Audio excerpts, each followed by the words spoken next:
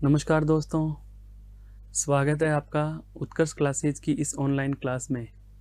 दोस्तों, आज हम चर्चा करने जा रहे हैं बेहद खूबसूरत बिंदु जो हिंदी पद्य भाग का, हिंदी की पद्य विधा का एक महत्वपूर्ण टॉपिक माना जाता है, महत्वपूर्ण बिंदु माना जाता है। आपको पता होगा, पूर्व की कक्षाओं में हम एक ऐसा ही हिंदी पद्य का संबंधित बिंदु जिसका नाम था अलंकार पढ़ चुके हैं, और उसी कड़ी में आज हम आगे बढ़ने जा रहे हैं। बिंदु का नाम है रस। अब रस क्या होता है, पहले इसको ध्यान से सुनिए।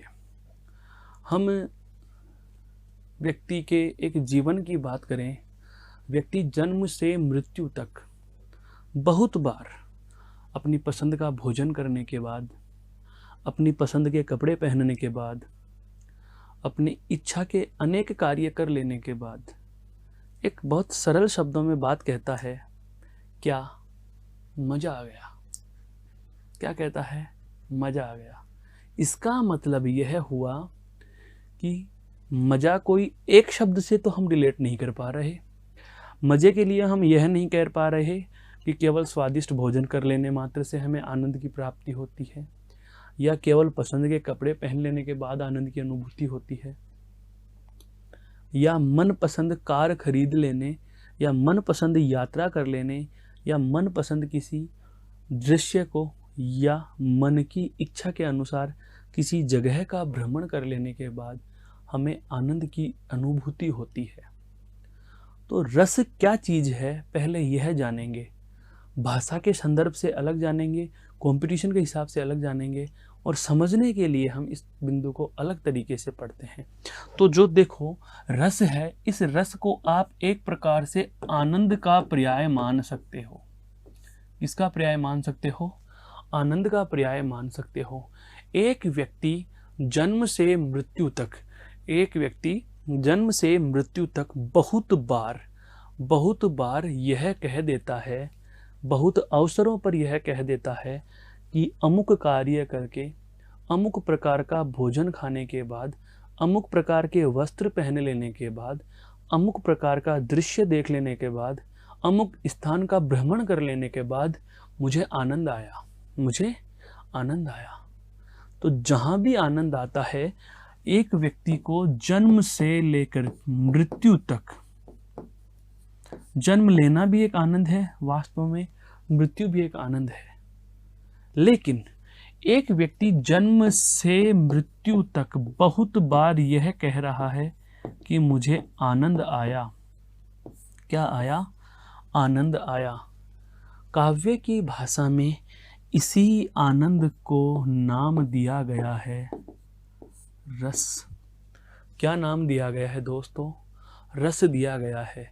अब हिंदी के विद्वानों की बात करें या हिंदी के व्याकरणाचार्यों की बात करें तो वो कुछ और भी बताएंगे, वो कुछ और भी बताएंगे। जैसे हम बात करें, एक चीज होती है विभाव, एक चीज होता है अनुभाव, और एक होता है व्यभिचारी भाव। मैं काव्य के संदर्भ से बता रहा हूं। इन तीनों भावों के, विभाव, अनुभाव और व्याभिचारी भावों के संयोग को रस कहा गया। क्या कहा गया? रस कहा गया।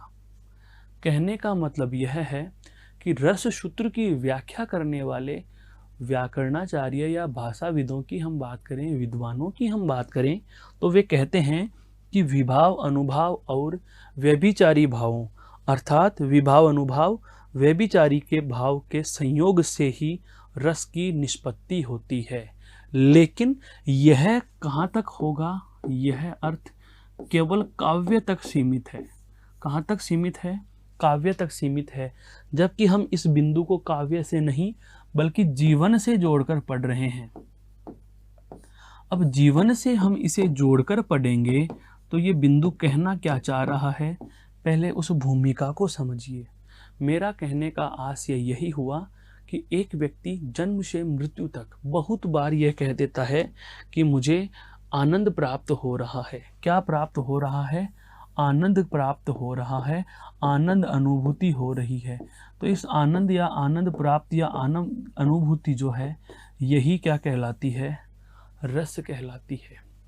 लेकिन अब इस रस को हम काव्य के संदर्भ से, एक भाषा के संदर्भ से कैसे देखें?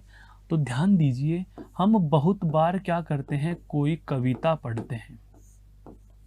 क्या करते हैं? कोई कविता पढ़ते हैं, या हम कहें सरल शब्दों में काव्य पाठ कर रहे हैं। तो काव्य पाठ करने या कविता पढ़ लेने के बाद हमारे मन में जिस प्रकार की खुशी, जिस प्रकार का आनंद उत्पन्न होगा, उस आनंद का नाम ही दोस्तों क्या होगा? रस होगा।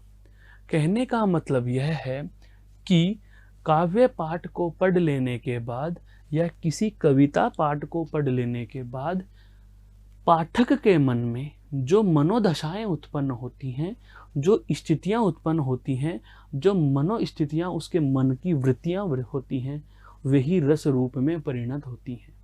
अब ये रस क्यों बना, क्यों आया, क्यों हिंदी में इसको स्थान दिया? तो इसके लिए भी एक जान लीजिए कि व्यक्ति जन्म से मृत्यु तक जितनी बार भी वह कहता है आनंद आ गया, वही उसके रस हैं। और उन रसों को, अर्थात उस आनंद के प्रकारों को ही हिंदी में अलग अलग श्रेणियां रखी गई हैं, अलग अलग संख्याओं में, अलग अलग भागों में बांटा गया है। हम यह कह सकते हैं कि हिंदी में जो रसों के प्रकार हैं, वो हमें मिलने वाले आनंद के ही प्रकार हैं। अर्थात हिंदी में जो रस के प्रकार हैं, वो वही हैं जो हम आनंद के परिभाषा के रूप में कह रहे हैं। हमें हंसी आ रही है तो अलग प्रकार का आनंद है, हमें डर लग रहा है तो अलग प्रकार का आनंद है, हमें दुख हो रहा है अलग प्रकार का आनंद है, हमारे मन में प्रेम का भाव उत्पन्न हुआ वह अलग प्रकार का आनंद है, हमारे मन में किसी के प्रति या किसी अन्य स्थिति के प्रति क्रोध का भाव उत्पन्न हुआ वह अलग प्रकार का आनंद है, भगवान के प्रति भक्ति का भाव उत्पन्न हो रहा है वह अलग प्रकार का आनंद है। तो इन बेसिक से तथ्यों को जानने के बाद हम निष्कर्षतः यह कह सकते हैं कि रस किसका पर्याय है? आनंद का पर्याय है। किसका पर्याय है दोस्तों? आनंद का पर्याय है। आनंद का पर्याय हुआ तो अब हम इसे परिभाषित करना चाहें, क्योंकि विभाव, अनुभाव, व्यभिचारी भाव और संचारी भाव, इनको तो हम बाद में परिभाषित करेंगे। पहले एक बार रस को परिभाषित करते हैं। ये रस के अवयवों में आएंगे, ये रस के अवयव हैं जो हमारे बाद में हैं। पहले हम बात करें केवल रस की। तो देखो, रस हम ये कह सकते हैं क्या? आनंद का पर्याय। रस क्या है दोस्तों? रस है आनंद का पर्याय। क्या है? आनंद का पर्याय। अब बात आती है रस के लिए परिभाषा के संदर्भ में। तो रस की परिभाषा के जो संदर्भ में हम कहें तो क्या कहेंगे? विभाव, अनुभाव व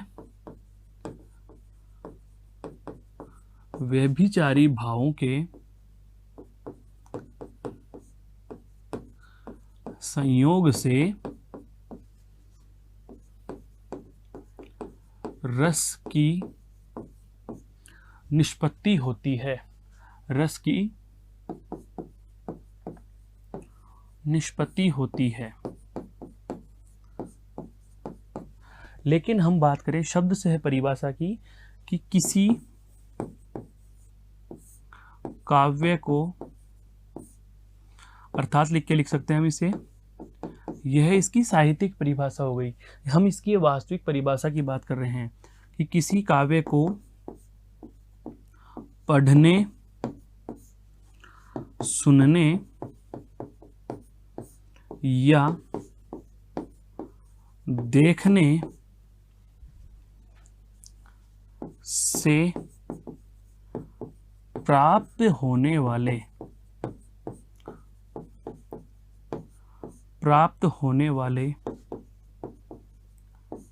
आनंद को रस कहा जाता है। मेरे कहने का मतलब यह हुआ दोस्तों कि जब हम किसी भी मन को पसंद आने वाले या मन को अच्छे लगने वाले काव्य को पढ़ते हैं या हम उस काव्य कविता को सुनते हैं या हम उस कविता को देखते हैं, तो काव्य को पढ़ने, सुनने या देखने के बाद जिस प्रकार के आनंद को हम महसूस करते हैं, उस आनंद का नाम ही दोस्तों हमें क्या कहना है, रस होगा। तो वही वाली बात आ गई कि विभाव, अनुभाव, व्यभिचारी भाव, संयोगाद्रस, रस निष्पत्ति। यह जो भरत मुनि ने रस सूत्र दिया था उसमें भी यही कहा गया था कि विभाव, अनुभाव और व्यभिचारी भावों के संयोग से रस की निष्पत्ति होती है। अर्थात किसी काव्य को पढ़ने, सुनने या देखने से प्राप्त होने वाले आनंद का ही नाम क्या होता है दोस्तों, रस होता है। क्या होता है, रस होता है। अब हम बात करें कि यह रस कहाँ से निकल कर आया या इस रस की आवश्यकता क्यों हुई, तो ध्यान दीजिए। इस रस के लिए, किसी भी रस के लिए सबसे महत्वपूर्ण चीज जो होती है वह होती है दोस्तों स्थायी भाव। क्या होती है, स्थायी भाव। लेकिन इस स्थायी भाव को भी जानने से पहले हम यह कहेंगे कि एक रस के अवयव की बात की जाए, रस के अवयवों की बात की जाए तो मुख्यतः रस का जो एक महत्वपूर्ण भाव है या महत्वपूर्ण जो अवयव है वह है स्थायी भाव। स्थायी भाव के नाम से ही पता चल रहा है यह कैसा होता है, स्थायी होता है। कहने का मतलब यह हुआ कि यदि हमारे मन में जो पहले से मौजूद भाव हैं उन्हें उद्दीप्त कर दिया जाए, उन्हें उद्दीप्त कर दिया जाए, तो उनके उद्दीप्त होने के बाद जो आनंद रूप परिणत होगा उसे ही हम क्या कहेंगे, रस कहेंगे। मेरे कहने का आशय यही हुआ, मेरे कहने का आशय यही हुआ कि हम इस रस की परिभाषा के बाद अगले तथ्य पर अब चर्चा करने वाले जो हैं, देखो यहाँ तो हम केवल इस रस के शब्द के रूप में क्या जाना, आनंद का पर्याय। फिर हमें परिभाषा से क्या पता चला कि रस सूत्र क्या कह रहा है, जो आचार्य भरत मुनि ने दिया उसमें क्या कहा गया कि विभाव, अनुभाव और व्यभिचारी भावों के संयोग से। दोस्तों ये महत्वपूर्ण बात है, संयोग से रस की निष्पत्ति होती है। किस किस के संयोग से, अनुभाव, विभाव और व्यभिचारी भावों के संयोग से रस की निष्पत्ति होती है। लेकिन अब रसावयवों की बात की जाए, रस अवयवों की बात की जाए, हम बात करें रस के अवयव।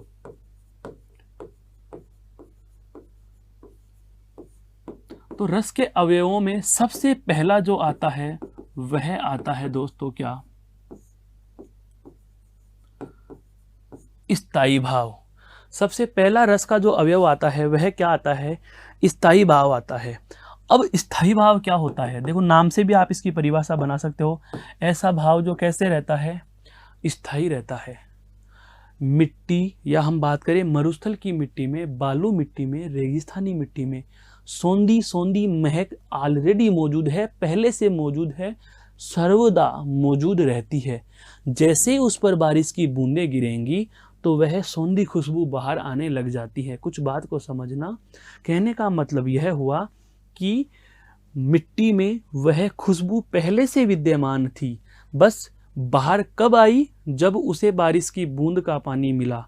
कहने का मतलब हमारे मन में, हम एक बार मनोविज्ञान विषय की बात करें तो हमारे मन में संवेग के रूप में हर प्रकार की स्थितियां मौजूद रहती हैं। हमारे मन में प्रेम भी है, ईर्ष्या भी है, करुणा भी है, दया भी है, घृणा भी है, गुस्सा भी है, आनंद भी है, सब है। लेकिन अब मैं कहूँ गुस्सा करिए, नहीं कर सकते, हंसिए, हंसिए, नहीं हंस सकते, आप रोइए, नहीं रो सकते, डरिए, नहीं डर सकते। कब तक नहीं डरेंगे, कब तक नहीं रोएंगे, कब तक नहीं हंसेंगे, जब तक वैसी परिस्थितियां नहीं हो जाती। तो परिस्थितियां जो उत्पन्न होती हैं, जो परिस्थितियां उत्पन्न होती है, उस परिस्थिति का प्रभाव हमारे संवेग पर पड़ रहा है।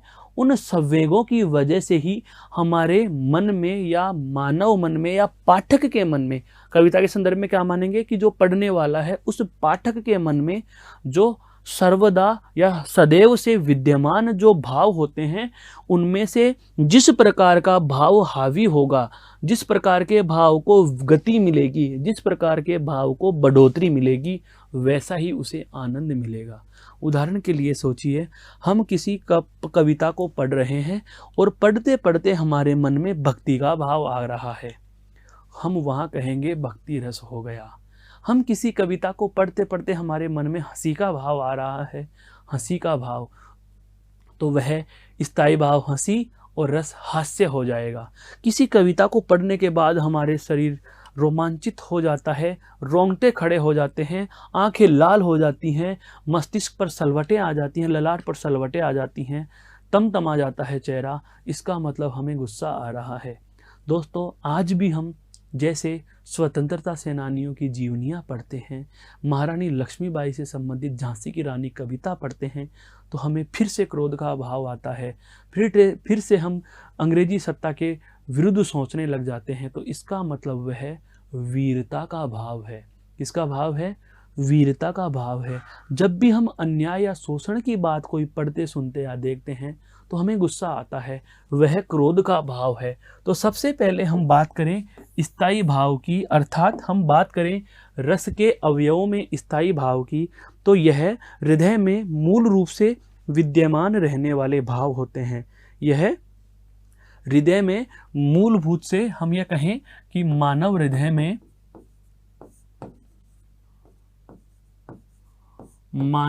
में सदैव से रहने वाले भाव स्थायी भाव कहलाते हैं।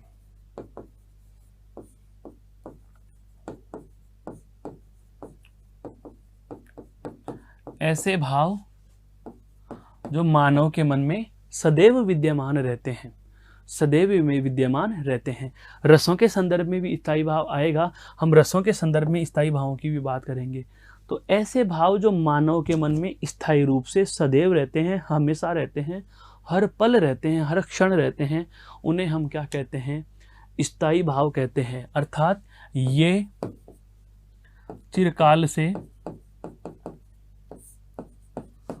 मौजूद वे भाव हैं जो रस रूप में बदलते हैं। कहने का मतलब यह हुआ कि ये लंबे समय से मानव मन में पाए जाने वाले ऐसे भाव हैं जो स्थिति और परिस्थिति के अनुसार हमारे मन में रस को जन्म देते हैं। उन्हें क्या कहा जाता है? स्थायी भाव।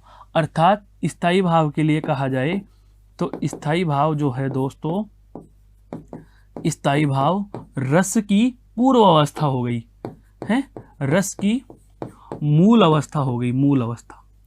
अर्थात रस कब बनेगा? जब स्थायी भाव को गति मिलेगी। और स्थायी भाव को गति किससे मिलती है दोस्तों? तो वह होता है विभाव। वह क्या होता है दोस्तों? विभाव होता है। वह क्या होता है? विभाव होता है। अर्थात जो वस्तु या परिस्थिति स्थायी भाव को जागृत करती है, जो वस्तु या स्थिति स्थायी भाव को बढ़ा देती है, उसे ही हम क्या कहते हैं? विभाव कहते हैं। उसे ही हम क्या कहते हैं? विभाव कहते हैं। कहने का मतलब यह हुआ कि जिस स्थिति से या जिस परिस्थिति से हमारे स्थायी भावों को गति मिल रही है, वही क्या कहलाते हैं? विभाव कहलाते हैं। तो रस के अवयव में पहला तो क्या हो गया? स्थायी भाव।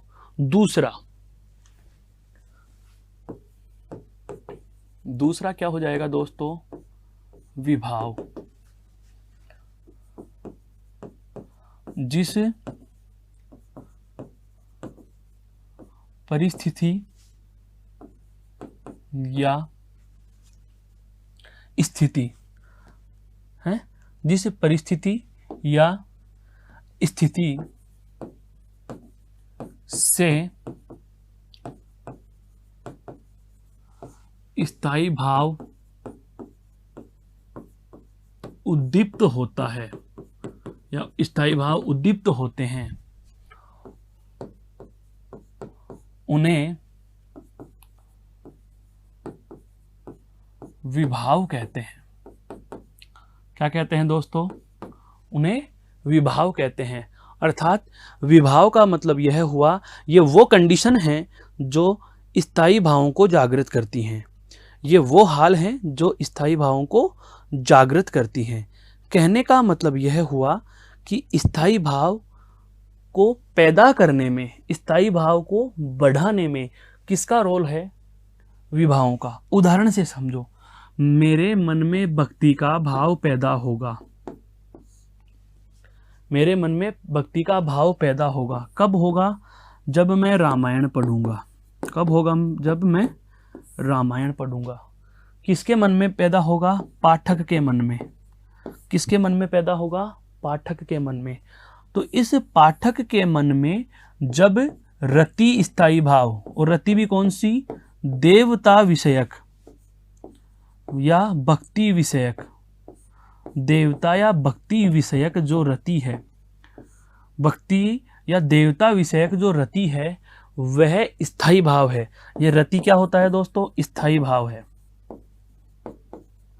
यह स्थायी भाव मेरे मन में क्यों बढ़ा?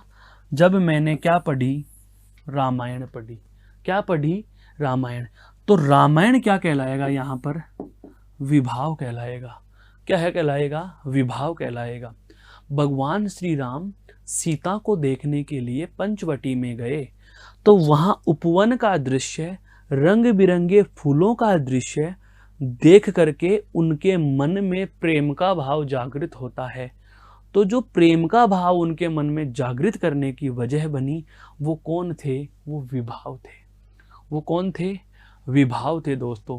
कहने का मतलब यह हुआ कि विभाव वे परिस्थितियां होती हैं जिनकी वजह से स्थायी भाव बढ़ता है, जिनकी वजह से स्थायी भाव को क्या मिलती है? गति मिलती है दोस्तों। वह क्या कहलाते हैं? विभाव कहलाते हैं। उम्मीद करता हूं यह वाली बात भी समझ में आई। देखो, रस के अवयवों में पहला भाग हमने क्या जाना? स्थायी भाव। स्थायी भाव राम के मन में ऑलरेडी था। स्थायी भाव जो प्रेम का भाव था वह भगवान श्री राम के मन में था, और जैसे ही उन्होंने बगीचा उपवन देखा, उनके वो प्रेम का भाव बढ़ने लग गया। उनके वह प्रेम का भाव बढ़ने लग गया। तो जिस परिस्थिति या स्थिति की वजह से स्थायी भावों को गति मिलती है, वे क्या कहलाते हैं दोस्तों? तो वे आपके विभाव कहलाते हैं। क्या कहलाते हैं? विभाव कहलाते हैं। कहने का मतलब ये वो हालात हो गए जिन्होंने स्थायी भावों को गति दे दी। क्लियर? अब चलते हैं हम अगले अवयव की ओर। अगला है आपका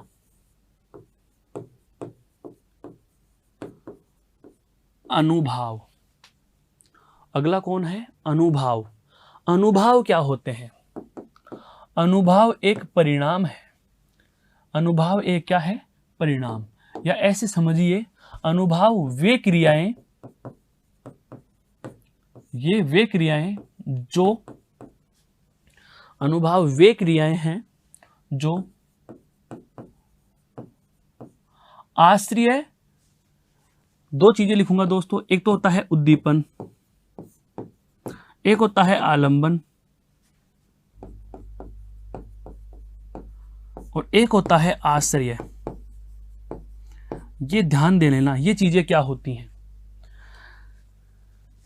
हमारे पास पात्र हैं राम, सीता, प्रेम का भाव जागृत होना, बाग या बगीचा उनका देखना। इनको समझो पहले के। और प्रेम का भाव उत्पन्न हुआ, उसे हम क्या कह रहे हैं? श्रृंगार रस। क्या कह रहे हैं? श्रृंगार रस कह रहे हैं। अब समझो, श्रृंगार किसके मन में आता है? भगवान श्री राम के मन में। भगवान के मन में, राम के मन में श्रृंगार रस क्यों उत्पन्न हुआ? क्योंकि रति स्थायी भाव उनके मन में पहले से ही मौजूद था। पहले से ही क्या था? मौजूद था। और जो पहले से मौजूद जो प्रेम का भाव या जो रति का भाव था, उस रति के भाव को क्या मिली? गति मिली। क्या मिली दोस्तों? गति मिली। गति किसकी वजह से मिली? गति मिलेगी विभाव की वजह से। गति किसकी वजह से मिलेगी? विभाव की वजह से। और विभाव के अंतर्गत हम किसको शामिल करते हैं? एक तो उद्दीपन को और एक आलंबन को। या आप कह सकते हो कि जो ये विभाव है, इस विभाव के हम दो भेद मानते हैं। लिख भी सकते हैं क्या? विभाव के दो भेद कौन कौन होते हैं? एक तो होता है आलंबन और एक होता है उद्दीपन। आलंबन विभाव और उद्दीपन विभाव। एक तो होता है आलंबन विभाव और एक होता है दोस्तों उद्दीपन विभाव। कहने का मतलब यह हुआ, आलंबन का मतलब तो होता है वह पात्र जिसकी वजह से स्थायी भाव बढ़े, और उद्दीपन का मतलब होता है आलंबन की क्रियाएं या आलंबन की चेष्टाएं। बहुत अच्छे से जानो इसको, ये कंसेप्ट समझ में आ जाएगा तो रसों के नाम और उनके स्थायी भाव याद करना मुश्किल नहीं होती। ये स्थिति समझनी है कि कहना क्या चाहा है। रस के अवयवों में दूसरा अवयव है। सबसे पहला तो स्थायी भाव। स्थायी भाव किसके मन में था? राम के मन में। दूसरा आया विभाव। विभाव कौन होते हैं? जिसकी वजह से प्रेम जागृत हुआ। प्रेम किसकी वजह से जागृत होता है? तो विभाव के जो दो भेद हैं, इन दोनों भेदों की वजह से। दो भेद कौन कौन? एक तो आलंबन विभाव और एक उद्दीपन विभाव। आलंबन विभाव कौन होता है? पात्र होता है। आलंबन विभाव कौन होता है? पात्र होता है। और उद्दीपन का मतलब वो सहायक गतिविधियां, आलंबन की चेष्टाएं और सहायक साधन। कहने का मतलब अब इस उदाहरण में समझिए, भगवान श्री राम के मन में रति तो क्या है? स्थायी भाव। रति क्या है? स्थायी भाव। जिसके मन में प्रेम उत्पन्न होता है वह है आश्रय। शब्दावली से परिचित करा रहा हूं, वह क्या है? आश्रय। किसकी वजह से हुआ? विभाव की वजह से। किसकी वजह से हुआ दोस्तों? विभाव की वजह से। विभाव में कौन कौन आया? उद्दीपन और आलंबन। उद्दीपन कौन है? पात्र। पात्र यानी सीता। तो सीता को आप क्या कहोगे? उद्दीपन। सीता को क्या कहोगे? उद्दीपन कहोगे। इसके बाद आलंबन क्या होगा? तो हम क्या कहेंगे? आलंबन में उद्दीपन की चेष्टाएं, उद्दीपन की चेष्टाएं और इसके साथ साथ सहायक साधन। सहायक साधन क्या है? जैसे बगीचा है, यह क्या हो जाएगा आपका? उद्दीपन। अर्थात जो उद्दीप्त कर रहे हैं, जो बढ़ा रहे हैं, जिसकी वजह से उद्दीपन के सहायक। उद्दीपन के सहायक। सीता का हंसना, सीता का मुस्कुरा कर देखना, सीता का तिरछी नजरों से देखना, ये सारे के सारे किस में चले जाएंगे दोस्तों? तो आप यह कह दोगे कि ये उद्दीपन अर्थात बढ़ाने वाले हो गए। ये क्या हो गए दोस्तों? बढ़ाने वाले हो गए। कहने का मतलब यह हुआ कि जो आश्रय है अर्थात जो राम है, भगवान श्री राम के मन में प्रेम का भाव उत्पन्न करने वाले कौन हो गए? आलंबन हो गए। और उद्दीपन का मतलब उद्दीपक हो गए। वो उद्दीपन का मतलब क्या हो जाएगा? वे उद्दीपक हो गए। तो आलंबन कौन थी? सीता। और उद्दीपन कौन हो गए? बाग बगीचा, सीता का हंसकर देखना, सीता का मुस्कुरा कर देखना। कहने का मतलब यही हुआ कि जो अनुभव क्या होता है उसकी हम चर्चा कर रहे थे। वे क्रियाएं जो आश्रय करता है, अर्थात हम कहें आश्रय की चेष्टाएं, आश्रय की चेष्टाएं वो क्या कहलाएंगी दोस्तों? वे कहलाती हैं आपके अनुभाव। क्या कहलाते हैं? अनुभाव। अब इस अनुभाव में भी ध्यान रखना, एक तो होते हैं आपके वाचिक अनुभाव, एक होता है कायिक अनुभाव। वाचिक का मतलब तो मुख से कुछ निकलना, बोल देना।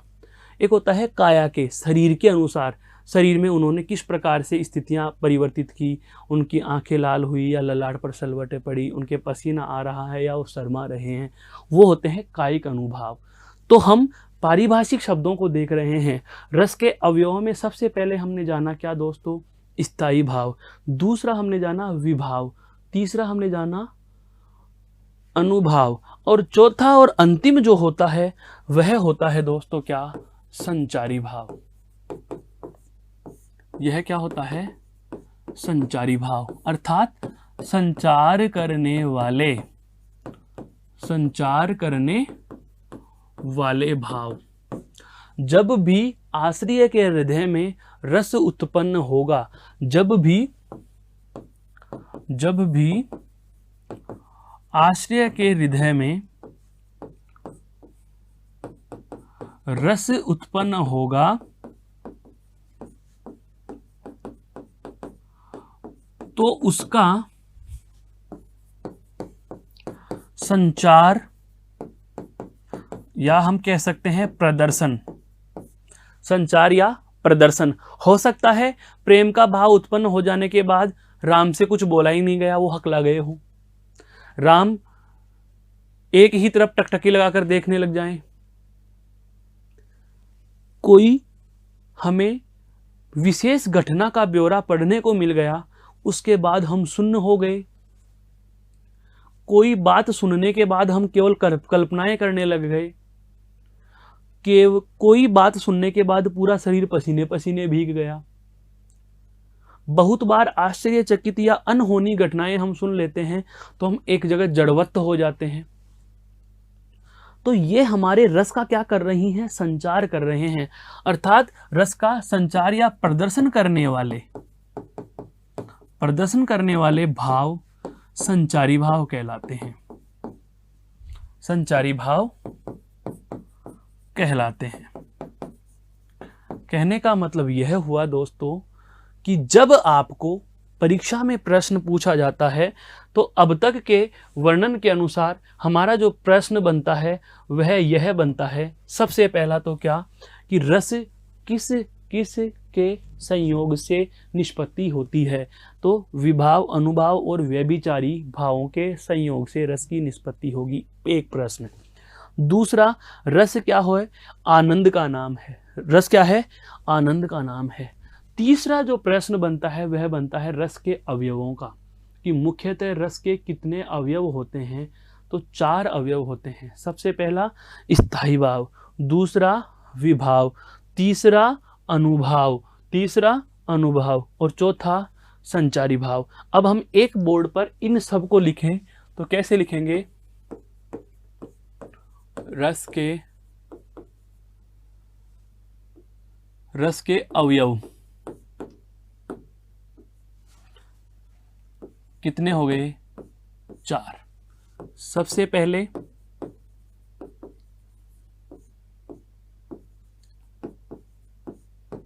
स्थायी भाव, और इनकी संख्या भी पूछे तो कितने होते हैं?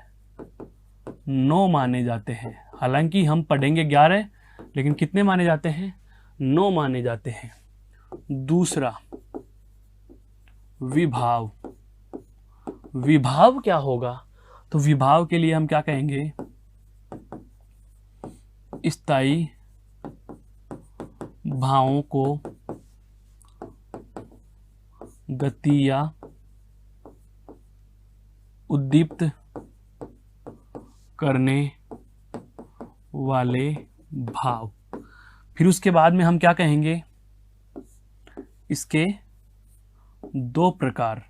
एक तो कौन होगा आपका? आलंबन,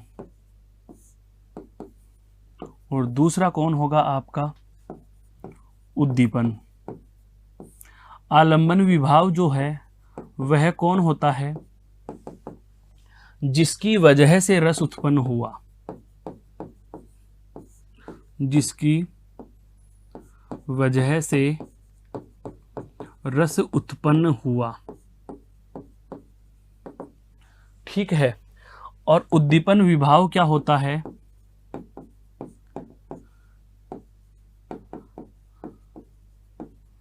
आलंबन की चेष्टा व अन्य सहायक, जैसे बाग बगीचा है, उपवन है, युद्ध भूमि का दृश्य है, रंगमंच है, हो सकता है खेल का मैदान हो। कहने का मतलब यह हुआ कि वह कंडीशंस जिनकी वजह से, और उद्दीपन का मतलब क्या है, वृद्धि किससे होगी, राम के मन में प्रेम उत्पन्न हुआ। तो रति तो स्थायी भाव था, रति तो स्थायी भाव था। प्रेम को वृद्धि होने का कारण कौन है, सीता, और सीता के काम। तो सीता कौन हो गई, आलंबन। सीता की चेष्टाएं, बाग बगीचा, सुंदरता, उस शाम का दृश्य या सुबह का दृश्य, मनोरम वातावरण, प्रकृति में चिड़ियाओं की चहचहाट, नदियों का कलरव, ये सब कुछ, ये किस में चले जाएंगे, अन्य सहायक। ये सब क्या कहलाएंगे दोस्तों, उद्दीपन विभाव। ये क्या कहलाएंगे, उद्दीपन विभाव।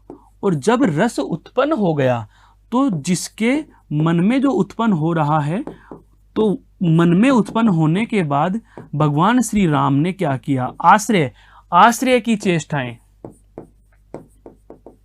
आश्रय की चेष्टाएं क्या कहलाती हैं, आपके अनुभाव कहलाती हैं। नंबर 4 पे हमने क्या जाना, संचारी भाव, अर्थात रस का, रस के संचार या प्रदर्शक, अर्थात जिनसे हमें रस दिखाई दे रहा है। यहाँ पर हम आश्रय को और परिभाषित कर लेते हैं। तो आप चाहें तो लिख सकते हैं आश्रय को भी, कि आश्रय क्या होगा। तो आश्रय में हम कहेंगे जिसके मन में रस उत्पन्न होता है, जिसके मन में रस उत्पन्न होता है, जिसके मन में रस उत्पन्न होता है, वह क्या कहलाता है दोस्तों, आश्रय कहलाता है। प्रश्न कितने सारे बन गए, ये देखो। सबसे पहला प्रश्न, रस के अवयव कितने होंगे, 4 अवयव होंगे। विभाव कितने प्रकार के होते हैं, 2 प्रकार के होते हैं, आलंबन विभाव और उद्दीपन विभाव। बात करी जाए आपसे अनुभाव की, तो अनुभाव के कितने प्रकार माने जाते हैं, आपको यह भी बता देता हूं। अनुभाव के 4 प्रकार माने जाते हैं। कितने प्रकार माने जाते हैं, 4 प्रकार माने जाते हैं दोस्तों। अनुभाव के 4 प्रकार माने जाते हैं। कौन कौन से, देखो, एक तो होता है कायिक, कायिक, काया से अर्थात शरीर से प्रेम का प्रदर्शन करना। एक होता है मानसिक, एक होता है आहार्य, और एक होता है सात्विक। सात्विक की संख्या कितनी होती है, 8 होती है। सात्विक की संख्या कितनी होती है, 8 होती है। यह चीजें खैर हालांकि आपको अंदर तक नहीं पूछता, क्योंकि ये विषय विशेष की जानकारियां हैं, पर हमें पता होनी चाहिए कि उद्दीपन विभाव, उद्दीपन किसको कहते हैं, उद्दीपन विभाव में आती हैं आलंबन की चेष्टाएं और अन्य सहायक चीजें, जिसकी वजह से आश्रय के मन में होने वाले रस को, उत्पन्न होने वाले स्थायी भाव को गति मिल रही है। आलंबन विभाव कौन है, जिसकी वजह से रस उत्पन्न हुआ। विभाव कौन है, जो हमारे रस के उत्पन्न होने का कारण बनते हैं, और हमारे रस के जो उत्पन्न होने के कारण हैं उनको क्या कहा गया, स्थायी भाव। अनुभाव क्या है, आश्रय की चेष्टाएं। आश्रय कौन है, आश्रय वह है जिसके मन में रस उत्पन्न हो रहा है। आश्रय कौन है, जिसके मन में रस उत्पन्न हो रहा है। अब हम बात करें कि जैसे एक तो थे कौन, राम, एक कौन थे, सीता, एक वहां पर क्या था, बगीचा है, एक क्या था दोस्तों, बगीचा। भाव कौन सा, प्रेम का। रस कौन सा, श्रृंगार। और स्थायी भाव क्या है, रति। अब आप इनको नाम भी दे सकते हो कि कौन से में क्या चीजें लिखी जाएंगी।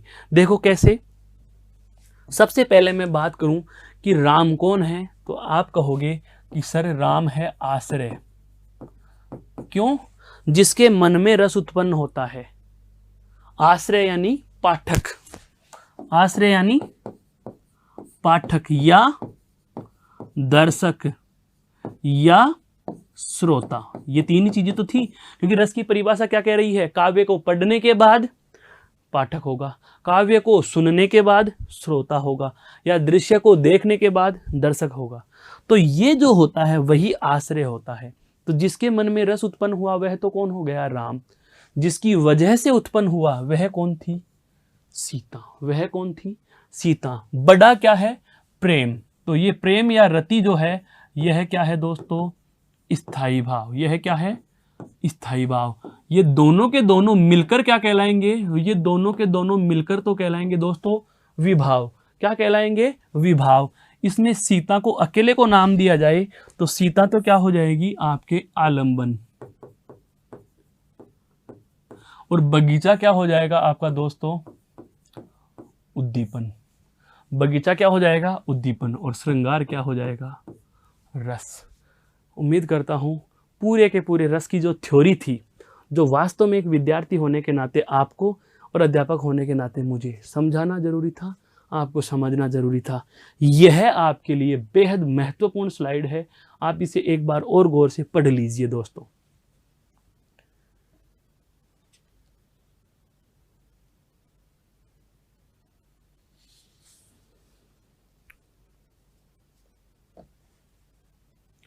ये सारे के सारे स्थायी भाव, विभाव, अनुभाव और संचारी भाव, इन चारों को हम क्या नाम देते हैं? इन चारों को हम देते हैं रस के अवयव या रस के अंग या रस अवयव। रस के चार मुख्य भाग, स्थायी भाव, विभाव, अनुभाव और संचारी भाव। प्रश्न ऐसे भी बन जाते हैं, जैसे विकल्प दे दिया, रस के अवयवों में नहीं गिना जाता स्थायी भाव, विभाव, अनुभाव और उद्दीपन विभाव। तो उद्दीपन विभाव विभाव है, यह रस का अवयव सीधे नहीं हुआ। स्थायी भाव, विभाव, अनुभाव और संचारी भाव। अब हमारा जो अगला तथ्य आता है संचारी भावों के लिए, तो ध्यान रखना दोस्तों, इनके लिए भी मैं आपको बता देता हूं। इनकी जो संख्या होती है वह भी पूछी गई है बहुत सारी परीक्षाओं में कि संचारी भावों की संख्या कितनी होती है? 33 होती है। आपके लिए केवल जानना यही जरूरी था कि संचारी भाव अर्थात रस में ऐसा कौन सा बिंदु जिनकी सबसे ज़्यादा संख्या होती है, तो वह है क्या? संचारी भाव। संचारी भावों की संख्या कितनी होती है दोस्तों? 33 होती है। और बात आ जाए 33 कौन कौन से, तो आप यह देख सकते हो, जैसे संचारी भाव की संख्या में सबसे पहला है हर्ष। सबसे पहला है कौन सा? हर्ष, खुशी है। विषाद, त्रास, लज्जा, ग्लानि, चिंता, शंका, असूया, अमर्ष, मोह, गर्व, उत्सुकता है, जल्दबाजी, इसको हम कहते हैं एक्साइटेड है, चपलता, दीनता, जड़ता। अभी अभी बात आई थी, जैसे कि कोई घटना सुन ली और स्तब्ध हो गए हैं, जड़ता, आवेग, निर्वेद, घृति, मति, विबोध, वितर्क, शर्म है, आलस्य, निद्रा, स्वप्न, स्मृति, मद, उन्माद, अवहितता, अपस्मार, व्याधि और मरण। ये सारे के सारे नाम आपको याद करना जरूरी नहीं है, हमें केवल इतना पता होना चाहिए कि संचारी भावों की संख्या कितनी होती है? 33 होती है। संचारी भावों की संख्या कितनी होती है दोस्तों? 33 होती है। और ये सब के सब किसके मन में उत्पन्न होते हैं? आश्रय के मन में। आप चाहो तो ये कह सकते हो क्या कि आश्रय का मतलब कौन हो गया? या तो पाठक हो गया, या दर्शक हो गया, या श्रोता हो गया। पाठक, दर्शक या श्रोता। पाठक, दर्शक या श्रोता के मन में, ध्यान रखना, स्थायी भाव होता है स्थिर। स्थायी भाव क्या होता है? स्थिर। और ये कैसे होते हैं? ये अस्थिर होते हैं। ध्यान रखना दोस्तों, ये थोड़ी देर के लिए होंगे, उसके बाद गायब हो जाएंगे। थोड़ी देर के लिए प्रदर्शित होंगे, फिर गायब हो जाएंगे। जैसे स्वप्न थोड़ी देर के लिए रहा है, निद्रा थोड़ी देर के लिए रही, थकान थोड़ी देर के लिए रही, आलस थोड़ी देर के लिए रहा, जड़ता थोड़ी देर के लिए ही है, त्रास थोड़ी देर रहा, ग्लानि हमें चंद समय हुई, चिंता हमें चंद समय हुई, अमर्ष थोड़ी देर हुआ, मोह किसी चीज का या गौरव थोड़ी देर के लिए महसूस कर रहे हैं, उसके बाद ये भाव चला जाता है। तो ध्यान रखना, आश्रय यानी कि आश्रय कौन होगा? जिसके मन में रस उत्पन्न हुआ। तो आश्रय में पाठक, दर्शक या श्रोता। पाठक, दर्शक या श्रोता। तो आश्रय के मन में अस्थिर मनोविकार,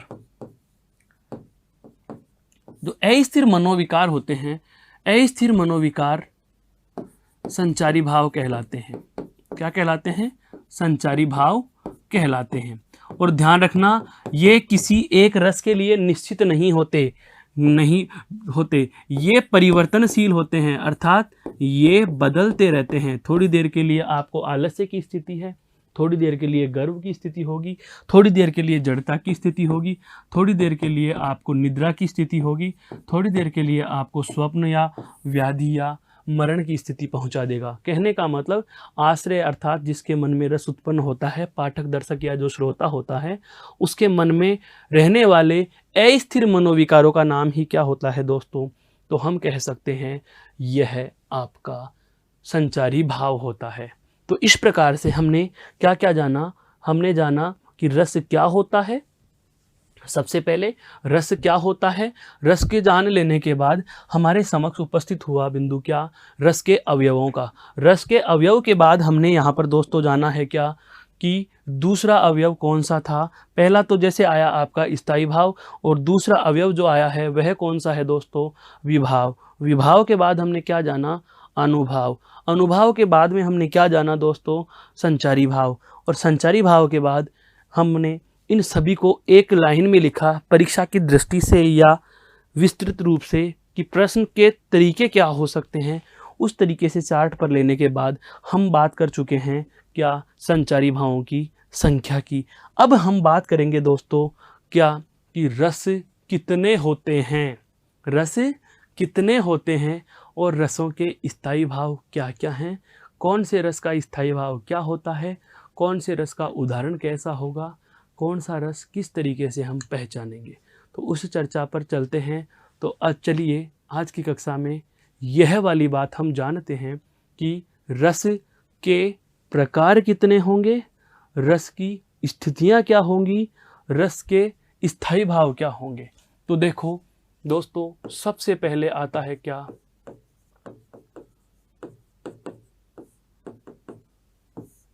रस के प्रकार।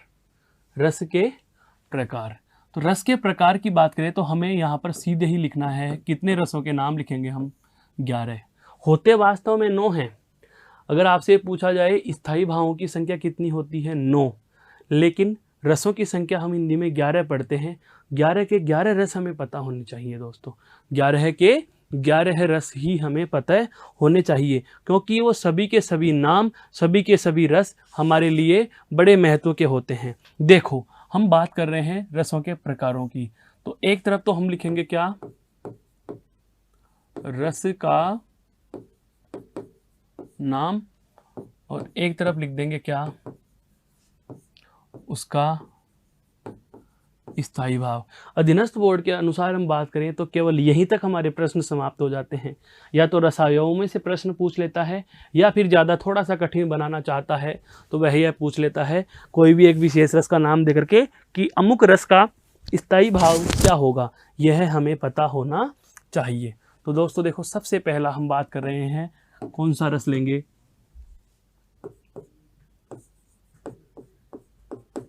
श्रृंगार रस। सबसे पहला कौन सा है? श्रृंगार रस। स्थायी भाव पूछे तो आप क्या बता दोगे? रति। श्रृंगार का स्थायी भाव क्या होता है दोस्तों? रति होता है। दूसरा हास्य रस। हास्य रस का स्थायी भाव क्या होगा? हंसी यानी हास। हंसी या हास। हास भी मिल सकता है, हंसी भी मिल सकता है, हास या हंसी। तीसरा है आपका करुण रस। तीसरा रस क्या है दोस्तों? करुण रस। और करुण रस का स्थायी भाव क्या होगा दोस्तों? शोक। करुण रस का स्थायी भाव क्या होता है दोस्तों? शोक होता है, शोक है। उसके बाद नंबर 4 पे आता है आपका वीर रस। कौन सा आता है दोस्तों? वीर रस। वीर के बाद में आता है आपका कौन सा? अद्भुत रस। कौन सा आता है दोस्तों? अद्भुत रस। वीर का स्थायी भाव क्या होगा? उत्साह है। अद्भुत का मतलब विस्मय, आश्चर्य। अद्भुत रस का स्थायी भाव क्या हो जाएगा दोस्तों? विस्मय, अर्थात आश्चर्य हो जाएगा है। अगले रस पर चलते हैं हम। एक तरफ क्या लिखेंगे? वही रस का नाम, और एक तरफ आ जाएगा उसका दोस्तों स्थायी भाव। 5 के बाद छठा रस। अद्भुत के बाद है आपका भयानक रस। भयानक का भय अर्थात डर। भयानक रस का स्थायी भाव क्या होगा दोस्तों? भय। उसके बाद रौद्र। रौद्र का क्या होता है दोस्तों? क्रोध। रौद्र रस का स्थायी भाव क्या होगा? क्रोध। उसके बाद आता है जैसे वात्सल्य। क्या है दोस्तों? वात्सल्य। वात्सल्य का स्थायी भाव क्या होता है? वत्सल। क्या होता है? वत्सल होता है। उसके बाद हम बात करें जैसे एक रस आता है कौन सा? विभत्स। विभत्स का क्या होता है? जुगुप्सा। क्या होता है दोस्तों? विभत्स का स्थायी भाव जुगुप्सा यानी घृणा। विभत्स का स्थायी भाव क्या होता है? घृणा है। उसके बाद आता है एक आपका शांत रस। और शांत रस का स्थायी भाव क्या होता है दोस्तों? सम यानी निर्वेद। और अंतिम रस की बात की जाए तो आपका है कौन सा? भक्ति रस, जिसको कहा जाता है देवता विषयक रति। देवता विषयक रति। यह इस प्रकार से आपके समक्ष 11 रसों के नाम और उनके स्थायी भाव हैं। कहने का मतलब प्रश्न क्या बनता है वो जानो। अब आपसे यह नहीं पूछेगा कि रस के स्थायी भाव कितने होते हैं, कदापि नहीं पूछता, क्योंकि रस 11 हैं और 11 के स्थायी भाव भी कितने होंगे? 11 होंगे। प्रश्न क्या बनता है? हमसे इनके स्थायी भावों को सुमेलित करवा सकता है। एक तरफ जैसे स्थायी भाव दे दिए, एक तरफ रस दे दिए और ऊपर नीचे लिख देगा। ऊपर नीचे लिख देगा जैसे करुण के सामने शोक लिख दिया, करुण के सामने शोक लिख दिया, हास के सामने उत्साह लिख दिया, वीर के सामने रति लिख दिया और श्रृंगार के सामने उत्साह लिख दे। अब आपको सुमेलित करना है। जैसे सुमेलित वाले प्रश्न नहीं आते, ऐसे हम सुमेलित करते हैं। ए के साथ दे को जोड़ दिया, दे के साथ बे को जोड़ दिया, से के साथ से को जोड़ दिया। तो इस प्रकार से जो सुमेलित कराने वाले प्रश्न हो सकते हैं, या तो ऐसा प्रश्न इनमें से बनता है या फिर सीधे ही कह दिया जाता है। जैसे अधीनस्थ बोर्ड की परीक्षाओं में यही पूछ लिया जाता है, वात्सल्य रस का स्थायी भाव निम्न में से है। 4 विकल्पों में 4 स्थायी भावों के नाम होंगे, कौन सा होगा आपको यह पहचान कर निश्चित कर देना होता है, चिन्हित कर देना होता है। तो दोस्तों मेरे हिसाब से आपके यह वाली बात भी समझ में आ चुकी होगी कि आपको यदि पूछा जाए कौन से रस का स्थायी भाव क्या है तो आप समझ जाओगे। कहने का आशय यही हुआ कि रस के नाम के साथ उसका स्थायी भाव। हालांकि यह सारणी के रूप में हम याद करते हैं, तो सारणी के रूप में भी देखो बिना देखे हम बोल सकते हैं श्रृंगार का क्या होगा? रति होगा। श्रृंगार का क्या होगा? रति होगा। अब श्रृंगार प्रकार के 2 रस और हैं। श्रृंगार प्रकार का रस एक और है कौन सा? आपका वात्सल्य रस। श्रृंगार के जैसा ही एक कौन सा रस है? भक्ति रस। तो ये तीनों रस एक जैसे से हैं। इन तीनों में ही प्रेम की बात होगी। अब प्रेम किसका किससे होगा यह हम अब चर्चा करने वाले हैं थोड़ी देर बाद। तो श्रृंगार का रति, वात्सल्य का वत्सल और भक्ति का देविषयक रति। उसके बाद देखो 2 रस, एक तो रौद्र और एक भयानक। तो रौद्र का क्या हो जाएगा दोस्तों? क्रोध। और भयानक का क्या हो जाएगा? भय। फिर आता है आपका शांत और करुण। तो शांत का सम, करुण का शोक। शांत और करुण, इस तरीके से इनके युग्म भी बना सकते हैं। फिर आता है आपका वीर, जिसके साथ हम बोलते हैं उत्साह। वीर के साथ हम क्या बोलते हैं दोस्तों? उत्साह बोलते हैं। वीर के साथ हम क्या बोलते हैं? उत्साह बोलते हैं। जैसे फिर आते हैं घृणित रसों में नाम क्या? केवल विभत्स रस। कौन सा आता है? विभत्स रस। विभत्स का क्या होगा? जुगुप्सा या घृणा। और एक है आपका कौन सा? अद्भुत रस, अर्थात आश्चर्यचकित कर देने वाला रस। विभत्स और हास्य ये दोनों एक जैसे से रस हैं, इनमें आश्चर्य या हंसी खुशी की बातें होंगी। तो ये 11 रसों के नाम और उनके स्थायी भावों के नाम मैंने आपके समक्ष रखे हैं। अब हम बात करेंगे दोस्तों एक एक रस की और उसके उदाहरण की, कि कौन से रस का स्थायी भाव तो क्या होगा और क्या उसका वर्णन होता है, क्या उसकी परिभाषा होती है। एक बार आप इस स्लाइड को गौर से देख लीजिए।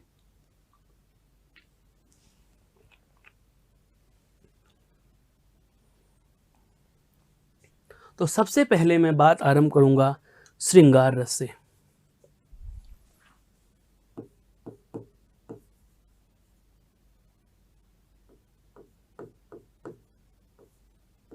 श्रृंगार रस।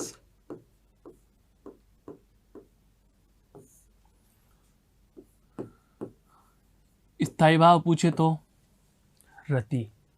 स्थायी भाव पूछे तो क्या होगा दोस्तों? रति। अब आप एक साथ इनको तुलनात्मक रूप से जान लीजिए। क्या? 3 रसों के नाम लिख रहा हूं मैं। पहले भाव समझो, प्रेम का भाव। कौन सा भाव दोस्तों? प्रेम का भाव है। किसका भाव है? प्रेम का भाव। प्रेम का भाव क्या होगा? या तो 2 समान उम्र का, 2 के समान उम्र का, अर्थात जैसा कि नायक नायिका का प्रेम है, राधा कृष्ण का प्रेम है, राधा कृष्ण का प्रेम है, राम सीता का प्रेम है। यह क्या हो जाएगा? 2 के समान उम्र का प्रेम। पहली स्थिति है दोस्तों, ये बहुत अच्छे से जानो इनको। रसों के उदाहरण और उनकी परिभाषा को रट लेना रस नहीं होता। रस कहना क्या चाह रहा है उस बात को समझो। 2 के समान उम्र का प्रेम हो, प्रेम के भाव में, पहली स्थिति। दूसरी स्थिति क्या होती है? एक बड़ा दूसरा छोटा, एक बड़ा दूसरा छोटा। जैसा का हम बात करें यशोदा कृष्ण, या हम करें बात कौशल्या राम। कौशल्या राम का प्रेम और यशोदा कृष्ण का प्रेम। तीसरा और महत्वपूर्ण है, तीसरा जो प्रेम है वह कैसा है? भगवान का भक्त से, भगवान का भक्त से, और भक्त का भगवान से। और इसकी स्थिति कौन सी है? जैसे कृष्ण सूरदास हैं, जैसे राम तुलसी, जैसे कृष्ण रसखान, जैसे कृष्ण बिहारी, जैसे हमारे ईस्ट से।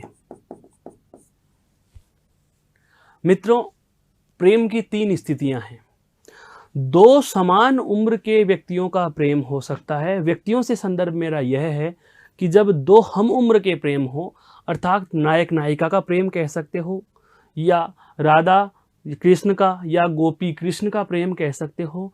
तो जब 2 समान उम्र के अगर व्यक्तियों में या 2 समान उम्र के मानवों के प्रेम की बात की जाए दोस्तों, तो वहाँ होता है आपका कौन सा? श्रृंगार रस। कौन सा होगा आपका? श्रृंगार रस। एक बात समझ में आ चुकी। और जब आपको एक बड़ा और दूसरा छोटा दे दिया जाए, अर्थात जैसा पिता पुत्र का या पिता पुत्री का, माता का पुत्र से या माता का पुत्री से, जब एक बड़ा हो और एक छोटा हो, तो ऐसी स्थिति में दोस्तों वहां होता है वात्सल्य रस। कौन सा होता है? वात्सल्य रस होता है। कौन सा होता है? वात्सल्य रस होता है। हम बात करते हैं आधुनिक उदाहरणों की। जैसे हम फिल्मों में देखते हैं नायक नायिका का प्रेम, जैसा हमने बहुत सारी कविताओं में पढ़ा, जैसे श्री कृष्ण और गोपियों का प्रेम, जैसा हमने कविताओं में पढ़ा राधा और कृष्ण का प्रेम, जैसा हम गीतों में भी सुनते हैं, भजन में भी सुनते हैं, राधा कृष्ण का प्रेम, राम सीता का प्रेम, जानकी नाथ और सीता का प्रेम। इसका मतलब यह हुआ कि जब 2 समान उम्र के प्रेमियों की बात की जाए, शिव पार्वती के प्रेम की बात कर दी जाए, तो वह कौन से रस में गिना जाएगा? श्रृंगार रस में। और जब ये कहें कि नहला के छल के जल से है पिन्हाती कपड़े, हैं, नहला के छल के जल से है पिन्हाती कपड़े, हल्के गुनगुने पानी से भगवान श्री कृष्ण को नहला करके कपड़े पहनाए जा रहे हैं। तो जाहिर सी बात है, माँ यशोदा का प्रेम उमड़ रहा है अपने बच्चे के प्रति। एक माँ अपने बेटे के ललाट पर काला टीका लगा देती है और देखने वाले यह कह देते हैं कि देखो यह माँ का प्रेम कि बेटे को नजर ना लग जाए।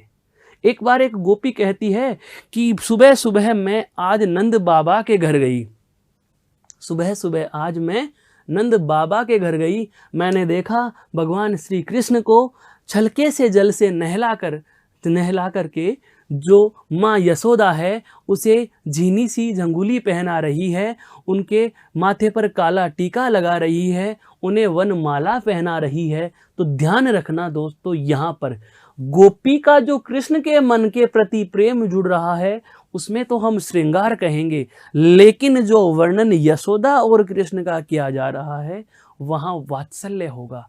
वहाँ कौन सा होगा? वात्सल्य होगा। जहाँ ममता का भाव भर जाए, जहाँ ममत्व का भाव भर जाए मेरे दोस्तों, वहाँ कौन सा होगा? वात्सल्य होगा।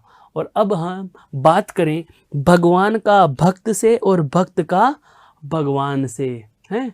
विनती सुन लो हे भगवान, हम सब बालक हैं नादान, हैं? अब तुम ही तारण तरण हो, बहुत सारे हम दोहे बोल देते हैं। बुद्धिहीन तनु जान के सुमिरो पवन कुमार, बल बुद्धि विद्या देहु मोहि हरहु कलेश विकार, है? बोल दिया श्री गुरु चरण सरोज रज निज मन मुकुर सुधारी, बरनौ रघुवर विमल जसु जो दायक फलचारी, है? ओम वक्रतुंड महाकाय सूर्यकोटि समप्रभ, निर्विघ्नं कुरु मे देव सर्व कार्येषु सर्वदा। क्यों बोलते हैं ये सब? हम हमारे इष्ट को प्रार्थना कर रहे हैं दोस्तों, हम हमारे भगवान को प्रसन्न करना चाहते हैं दोस्तों कि हमारे मन की मुराद क्या हो जाए? पूरी हो जाए। बहुत बार एक लाइन लिखी आती है, कर्पूर गौरम करुणावतारम संसार सारम भुजगेंद्र हारम सदा वसंत हृदयार विंदे भवम भवानी सहितम नमामि। क्यों कहा भगवान शिव को हमने ऐसा? यह इसलिए कहा क्योंकि हम चाहते हैं हमारे दुखों के नाशक, हमारे खुशियों के विशारद कौन है? भगवान शिव हैं। तो जब भक्त भगवान से प्रेम करता है या भगवान का भक्त से प्रेम है, जब श्री कृष्ण के बारे में रसखान ये कह देते हैं कि हे भगवान, यदि मुझे मनुष्य बनाओ तो ग्वाला बनाना गोकुल की गायें चराने का। हे भगवान, यदि मुझे पत्थर बनाओ तो मैं गोकुल के गोवर्धन पर्वत का पत्थर बनना चाहूँगा, है? यदि मुझे अवसर मिलेगा पक्षी बनने का तो मैं उन्हीं बाग बगीचों में अपना घोंसला बनाऊंगा, है?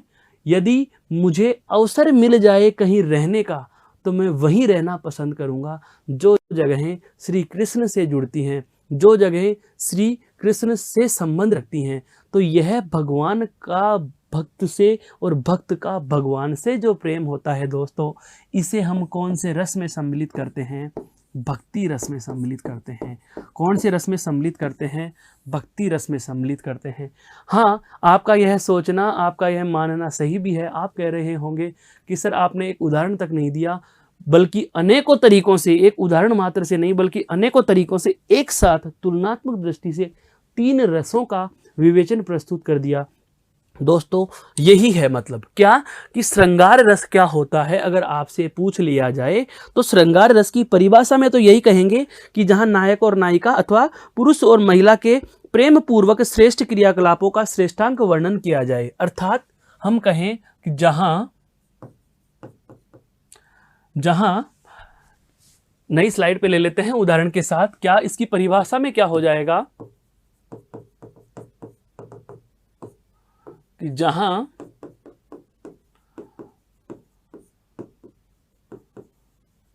नायक नायिका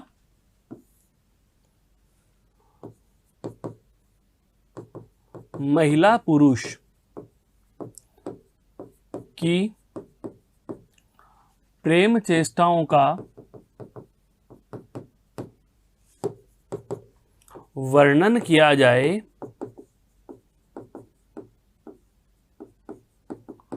तो वहां श्रृंगार रस होगा, वहां श्रृंगार रस होगा। मेरे कहने का आशय यह है दोस्तों कि जहाँ भी आपको प्रेम पूर्वक श्रेष्ठांक वर्णन या प्रेम पूर्वक क्रियाकलापों का वर्णन, चेष्टाओं के जो मतलब क्या हो गया, क्रियाकलापों का, प्रेम पूर्वक किए गए क्रियाकलापों का वर्णन मिले, प्रेम पूर्वक क्रियाकलापों का वर्णन जहाँ मिलता है वहाँ कौन सा रस होगा, श्रृंगार रस होगा। बात करें इसके प्रकारों की तो आपको यह भी बता देता हूँ कि यह 2 प्रकार का होगा। श्रृंगार रस के प्रकार पूछे तो कितने होंगे दोस्तों, 2 प्रकार होते हैं। कौन कौन से? एक आता है इसका संयोग श्रृंगार, हालांकि इतना डेप्थ नहीं पूछता पर हमें पता होना चाहिए।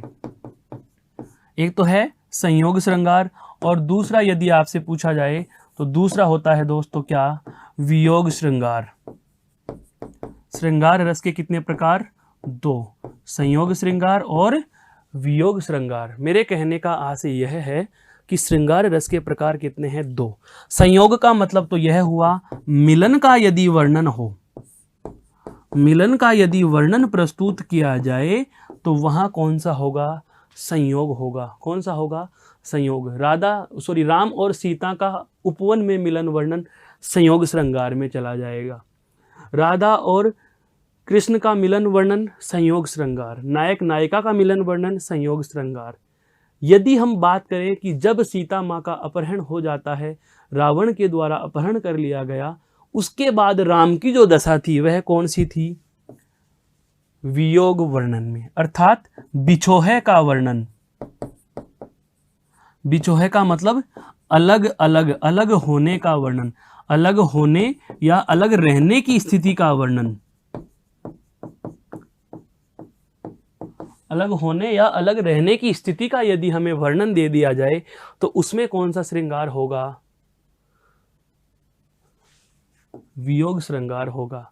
उदाहरण को देखो, राम को रूप निहारती जानकी, कहाँ निहार रही है? जब राम सामने है, प्रत्यक्ष है। राम को रूप निहारती जानकी कौन सी? बस यहीं से हमें पता चल गया कि भगवान श्री राम और जानकी का क्या है? प्रेम वर्णन है। कौन सा है?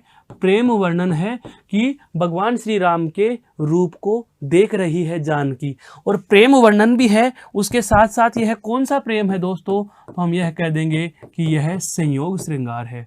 कौन सा है? संयोग श्रृंगार का वर्णन हमें प्रस्तुत किया गया है। कहने का मतलब यही हुआ। और यदि हम बात करते हैं वियोग श्रृंगार की, वियोग में बहुत बार आते हैं कि गोपियां कह रही हैं या एक नायिका की सहेली कह रही है कि भगवान श्री कृष्ण जब से मथुरा चले गए वापस नहीं आए, तो मेरी एक सखी गोपी की हालत ऐसी हो गई, उसका शरीर वियोग की ज्वाला में इतना जल रहा है कि मैं 2 कंबल लगा करके उसके पास लेट सकती हूँ। उसके शरीर की तपन इतनी भयंकर बढ़ रही है, अर्थात यहाँ पर कैसी स्थिति है? वह जड़वत हो गई है। कैसी स्थिति है? वियोग श्रृंगार की। मैं टेक न टारती पथ निहारती, आंसुओं से तुम्हारे पथ को वारती। कौन से हैं ये? वियोग श्रृंगार का वर्णन है। तुम कब आओगे? वियोग श्रृंगार का वर्णन है। जितने भी आपने गम के गाने सुने सारे के सारे वियोग श्रृंगार है मेरे दोस्तों। कौन सा है? वियोग श्रृंगार है। तो आशा करता हूँ आपको ये श्रृंगार का तो मतलब समझ में आ गया, और श्रृंगार के साथ श्रृंगार का जो पहला और महत्वपूर्ण प्रकार था कौन सा? वियोग श्रृंगार, यह हमारा क्लियर हुआ। और दूसरा संयोग श्रृंगार। अब हम चलते हैं इसी गति में आगे वाले रस, अगले रस पर। और अगला रस बहुत ही खूबसूरत, अगला रस मैं प्रस्तुत करने जा रहा हूँ, बहुत ही खूबसूरत। आप अनुमान लगाइए मैं कौन से रस की बात करूंगा। आशिकों की शक्ल कुछ कुछ भूत होनी चाहिए, अक्ल उनकी नाप में 2 सूत होनी चाहिए। इश्क करने के लिए कलेजा ही काफी नहीं, उनकी ताक भी मजबूत होनी चाहिए। किसने कहा? क्या कहा?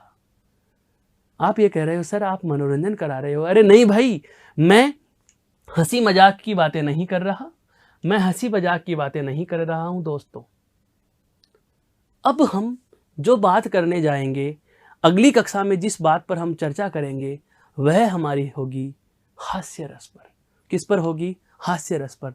तब तक आप इस वर्णन को देखें और समझें, और फिर हम मिलते हैं अगली कक्षा में। तब तक के लिए धन्यवाद। जय हिंद, जय भारत।